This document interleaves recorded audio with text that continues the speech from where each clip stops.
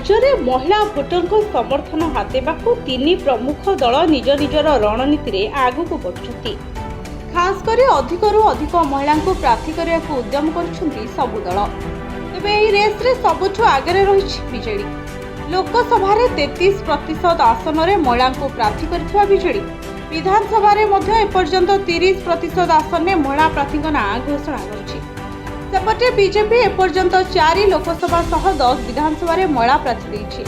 13 विधानसभा आसन में महिला प्रार्थी देछि कांग्रेस।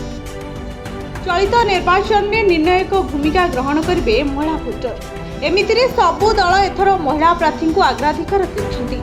2024 निर्वाचन रणांगन में अधिकरू अधिक महिला को प्रार्थी करी महिला भोट हातेबाकू रणनीति करिसन्ति तीन प्रमुख दल बीजेडी, बीजेपी और कांग्रेस। आउ यही रेस रे सबुठु आगे रही बीजेडी। लोकसभा 33% सीट रे महिला अर्थात 21 रु 7 आसन में महिला को प्रार्थी करथिबा बीजेडी विधानसभा भी अधिकरू अधिक महिला को प्रार्थी करछि। आज घोषणा होइथिबा 9 जन प्रार्थी मध्य रहिसंती 4 महिला प्रार्थी। एबे सुधा बीजेडी 135 विधानसभा आसन पर प्रार्थी घोषणा करथिबा बेले सेथि मध्य रहिसंती 32 महिला प्रार्थी, जहाँ पाखापाखि 24%। तेबे बाकी थिबा 12 सीट रे मध्य आउ किछि महिला को प्रार्थी करने को जाउछि दल। एमितिरे बीजेडी निजर महिला संरक्षण कार्ड को जेने तेन प्रकार रे पूरण करने को प्रयास करछि। संसद एवं विधानसभा रे महिला मानक लागि 33% सीट संरक्षण पई प्रथमे दाबी उठाइथिला बीजेडी।